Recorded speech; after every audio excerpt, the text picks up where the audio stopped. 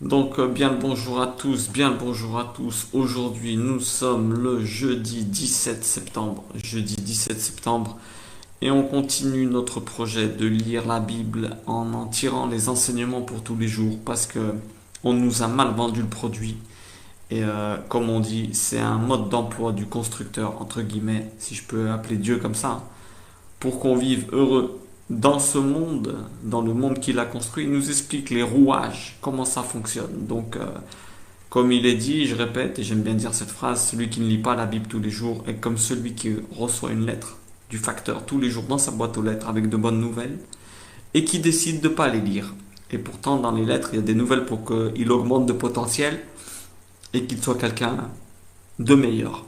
On dédicace ce cours spécialement aux personnes qui sont malades. J'en ai une dans la tête là. J'essaie de faire un scanner de tous ceux que je connais tout le temps dans ma tête. Et là, je dédicace ça spécialement à une personne. Il s'appelle Michael. Il saura jamais que j'ai fait ça, mais là, c'est pas important qu'il le sache. L'important, c'est que je lui envoie cette bénédiction à travers ce cours. Et je vous encourage à faire de même, à bénir les personnes, leur envoyer des bonnes ondes dans le secret. C'est là où ça fonctionne le mieux. On avait dit, Dieu fonctionne dans le secret. La preuve, on ne le voit pas avec nos yeux. Donc la meilleure manière de lui ressembler et d'avoir du succès, c'est de faire comme lui. Bref, enseignement, bah là le titre il veut tout dire.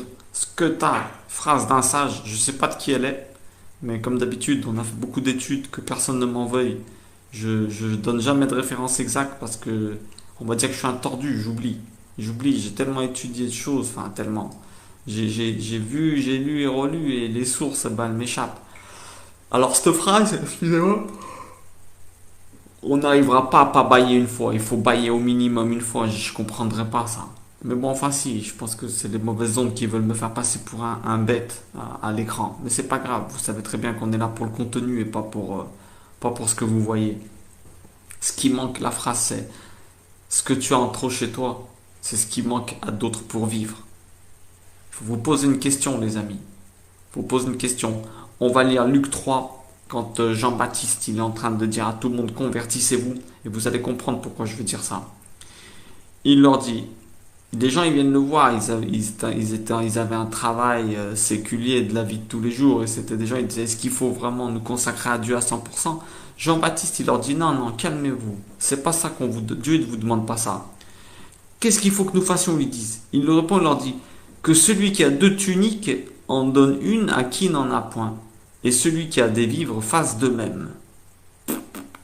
Aux autres avant, il leur avait dit, ouais, qu'est-ce qu'il faut qu'on fasse? Les militaires, ils ont dit non, ne faites pas plus que votre travail, soyez des gens bien. Mais là, on va focaliser là-dessus. Que celui qui a deux tuniques en donne une. Eh ben, je crois que ça veut tout dire. Tout ce qu'on a en trop chez nous, là, qui sert à rien, je garde ce, tu t'achètes une nouvelle, des paires de chaussures, ça sert à quoi d'en avoir 15? Donne les autres. Donne les autres. Ça sert à quoi d'avoir 15 pantalons? Ouvre ta garde-robe. Ta cave, elle est pleine. T'as des endroits où t'as plein de trucs que tu n'utilises pas. Pourquoi tu ne les donnes pas? Je te promets, toi, ce que t'as en trop, aux autres, ça leur manque pour vivre le jour même. Vous comprenez ce que je veux dire? Maintenant, ce qui est important de se dire,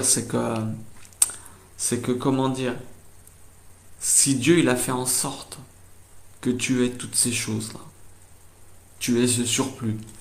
Qu'est-ce que ça veut dire? Ben, il n'est pas pour toi.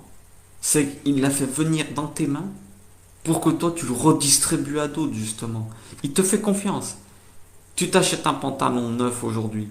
Garde-en peut-être deux. Mais pourquoi tu as besoin de trois pantalons? Plus de trois. Tu as besoin de plus de trois pantalons. Paire de chaussures, c'est pareil. Pour sortir, faire du sport, peut-être pour footing. Si chacune a son utilité, je suis d'accord que tu les gardes. Mais si tu gardes pour garder, ou alors des vêtements que tu n'as pas mis depuis 15 ans, mais tu te rends pas compte, il y en a, ils ont froid dehors. Des couvertures à la maison, des jouets pour les enfants. Tu gardes les cartons de jouets de tes fils, pourquoi faire? Pourquoi faire? T'as cru que tes petits-fils ils vont jouer avec ça? Mais t'as vu là à quelle avancée on a au niveau de la technologie? Nos petits-enfants ils vont se moquer des tablettes. Et toi tu veux garder tout ça? Laisse tomber. Ce que tu as en trop chez toi, c'est ce qui manque aux autres pour vivre. Qu'est-ce que tu remplis ton frigo comme un malade et après tu jettes la moitié? Avec ce qu'on jette, on a de quoi nourrir 3 planètes. Mais vous vous rendez pas compte? Les tonnes et les tonnes qu'on jette. Je vous invite à questionner les gens qui travaillent dans les cantines ou les trucs comme ça. Ils vont vous dire on a mal au ventre. On a mal au ventre tout ce qu'on jette. La vérité, c'est pas une plaisanterie. Dieu il donne, Dieu il donne. Il y a de la faim dans le monde, c'est à cause de nous. Il y a du manque dans le monde, c'est à cause de nous. Dieu il donne la pluie, il donne tout. Mais nous, s'il y a de la faim dans le monde et toutes ces histoires, on a déjà dit. C'est pas une question de manque, hein. C'est une question de redistribution. C'est qu'il y en a qui gardent. Il y en a qui gardent et ils gardent ce qui était censé revenir à d'autres. Dieu nous met à l'épreuve. Il nous dit je vous donne plus dans les pays riches. Est-ce que vous allez avoir le cœur d'aller donner aux autres? C'est une épreuve terrible qu'on a et on tombe tous là-dedans. Je te dis, je parle pas de la subsistance et ce que tu as besoin. Je parle pas d'aller prendre ton lit et de le donner. Pour Dieu, tu es son enfant. Il veut qu'il n'y en ait aucun qui soit dans le manque. D'accord? C'est pas toi, tu te mets dans le manque pour. Il y en a un autre qui est pas dans le manque grâce à toi et toi, tu es dans le manque. Ça fait toujours un de ses enfants dans le manque. Donc le compte, il est pas bon. D'accord? On te demande pas de donner ce qui est ta subsistance et tes besoins. On te demande du surplus. Je sais que tu sais de quoi je te parle. T'achètes un nouveau pantalon, donne l'ancien. Ça te sert à quoi de garder? T'as 15 casquettes, donne-en 5. Garde-en 2. Une elle est mouillée, tu mets l'autre. Tu comprends ce que je veux te dire? Donc voilà, c'était ça la leçon du jour. N'oubliez jamais, n'hésitez pas à donner, parce que si c'est tombé dans votre main, c'est pas pour que vous accumuliez que ça prenne de la poussière. Ça c'est clair et net. Si ça tombe dans tes mains, c'est pour que tu redistribues à quelqu'un. La vérité. Et quand je te dis redistribue, fais attention. Parce qu'il faut savoir dans quelle main ça tombe aussi. Ça, c'est très important. Ne donne pas à quelqu'un que tu sais que ça va lui servir à rien. Ouvre les yeux. Autour de toi, il y a des gens qui sont dans le besoin. Ce que tu as en trop chez toi, c'est ce qui manque à d'autres pour vivre. Waouh. Je sais pas de qui elle est cette phrase, mais qu'il soit hautement béni. Parce qu'elle vaut de l'or en barre, comme on dit. Elle vaut de l'or en barre. Que Dieu nous bénisse, qu'il apprenne à ce qu'on soit moins matérialiste et qu'on arrive à se détacher. Hein, on arrive à se détacher. Je parle surtout à vous, mesdames. Je fais pas de machisme, mais la femme, elle est conservatrice. C'est une maison, la femme. C'est la preuve, son corps, c'est une maison d'un enfant. C'est une maison. C'est normal, parce que l'homme, il est trop tête en l'air.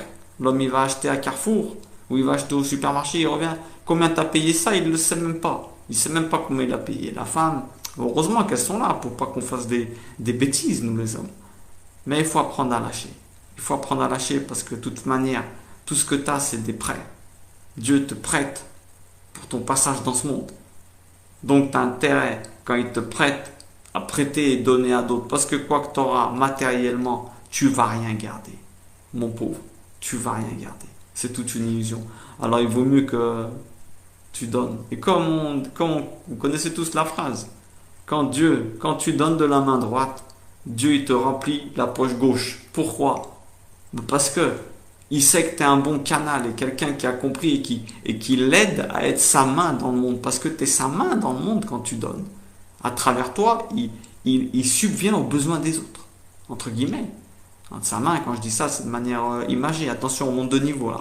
Donc, quand il voit que toi tu donnes, il ne peut que te remplir la poche gauche. Parce que lui, son but, c'est qu'aucun de ses enfants soit dans le manque. Donc plus tu donneras, plus tu recevras. C'est logique.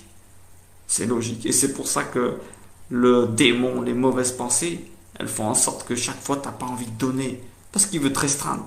Il veut pas que tu donnes, il veut que tu aies peur. Il veut que tu aies moins que prévu. Il veut que tu aies moins que prévu. Il veut pas que tu sois béni. Béni, ça veut dire que tout ce que tu fais, ça fructifie. Il veut pas que tu sois béni. Il veut que tu restes avec tes petits trucs que tu as là et que tu n'aies pas plus. Comme me disait Mère Teresa encore, moins tu as, plus tu peux recevoir. Et voilà. Si toi, Dieu t'a fait plein de cadeaux dans ce monde, hein, toi quand tu vas monter en haut, il va te dire, oh, tu vas lui dire pourquoi j'ai pas eu ça, il va te dire, mais il fallait de la place dans les poches. T'as pas laissé de place. Où est-ce que je vais te donner ça là? Comment je vais te donner ce que j'avais envie de te donner si tes poches étaient déjà pleines? Si tu mets du sable dans ta main comme ça là, et tu veux le garder, t'as vu, tu te dis non, je veux le garder. Est-ce que tu peux recevoir l'or que je vais te donner? Bah non, Tu peux pas recevoir les pièces d'or que je veux te donner parce que tu veux garder ton sable. Alors n'hésitez pas à donner. On a un peu dévié sur le don, mais c'est surtout sur le surplus qu'on parle. D'accord? N'hésitez pas. Regarde ta garde-robe, regarde ta cave. Tu peux faire des heureux avec. Et tu es là pour ça, parce que ce que tu as en trop chez toi, c'est pas à toi. C'est destiné à ces gens-là, en vérité. Même si Dieu ne dira rien. Tu vas garder, il dira peut-être rien. Mais un armoire plein ne peut pas se remplir de choses nouvelles. Et n'oublie pas, Dieu donne toujours un niveau au-dessus. Donc toi, tu peux rester dans ta médiocrité, entre guillemets, je dis médiocrité. Tu peux rester dans ton niveau en dessous, mais il veut te donner beaucoup plus. Que Dieu vous bénisse et qu'il nous aide à nous détacher de tout ce matérialisme et à ne pas avoir peur et à avoir confiance que quand on donne, c'est jamais en vain. C'est pour faire des heureux, des bonnes actions. Et Dieu ne nous abandonnera jamais. Ayez confiance en lui. Il a bien dit, il donne à manger aux oiseaux. Et nous qui valons plus que les oiseaux, comment voulez-vous qu'il nous laisse comme ça? D'accord? Que Dieu vous bénisse, vous, vos familles. Et je vous souhaite une bonne fin de journée ou de soirée. Je ne sais pas quel moment c'est.